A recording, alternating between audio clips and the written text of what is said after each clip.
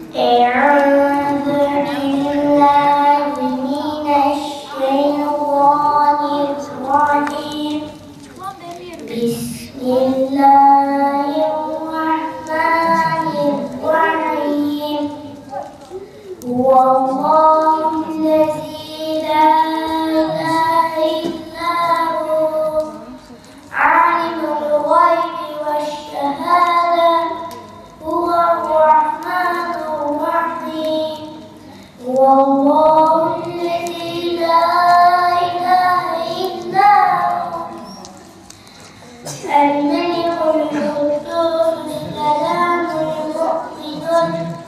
المؤمن المهيمن العزيز الجبار المتكبر سبحان الله عما يشركون.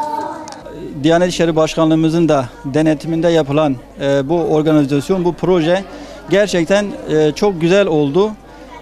Bence geç kalınmış bir proje. Keşke yıllar öncesinden başlatılsaydı. Çünkü çocuklarımız geleceğimizin teminatıdır.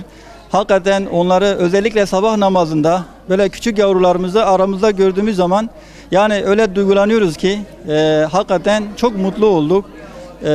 Yani çocuklarımız inşallah yarının gençleri olacak ve hakikaten biz zaman zaman böyle vaaz kürsülerinde ondan sonra hutbede çocuklarımıza yani cami cemaatine bakıyoruz, aramızda gençleri göremiyoruz.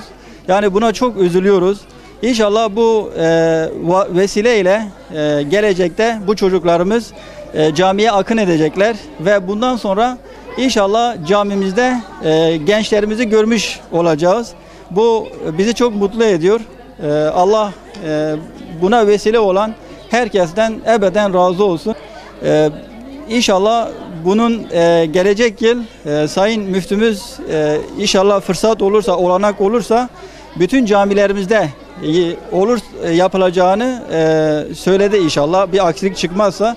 Eğer yeterli bir organizasyon olursa gelecek sene de bütün camilerde inşallah yapılabilecek bir faaliyet. Yani bu keşke her zaman yapılsa, devam etse ve bunun devam edeceğine de inanıyorum inşallah.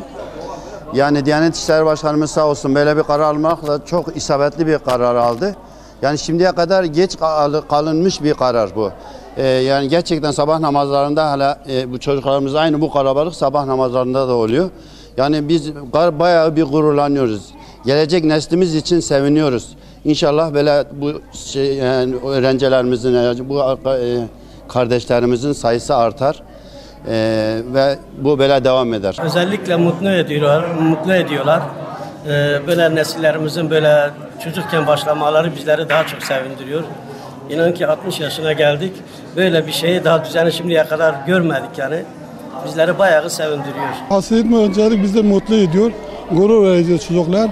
Çocuklar geleceğimizin neslidir. Biz bunlara çok memnunuz. Çok seviniyoruz gelmesi için. Allah bunu yapana, yaptırana, hep gönderene hepsinden razı olsun. 5 vakit namaz camiye geliyorlar. Allah devamını nasip etsin. Bu camiye geliyoruz. Hocalar bazenleri bize çikolata falan dağıtıyor. Namaz kılıyoruz, puan topluyoruz, sure okuyoruz.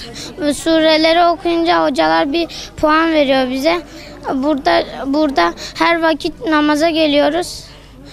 Geldiğimizde de çok mutluyum. Bu camiye geliyoruz, puan topluyoruz ve en sonda puan toplayıp ödülü kazanıyoruz.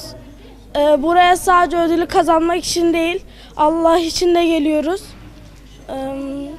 Ve sureleri de ezberliyoruz, ilim öğreniyoruz ve 5 vakit namaza geliyoruz.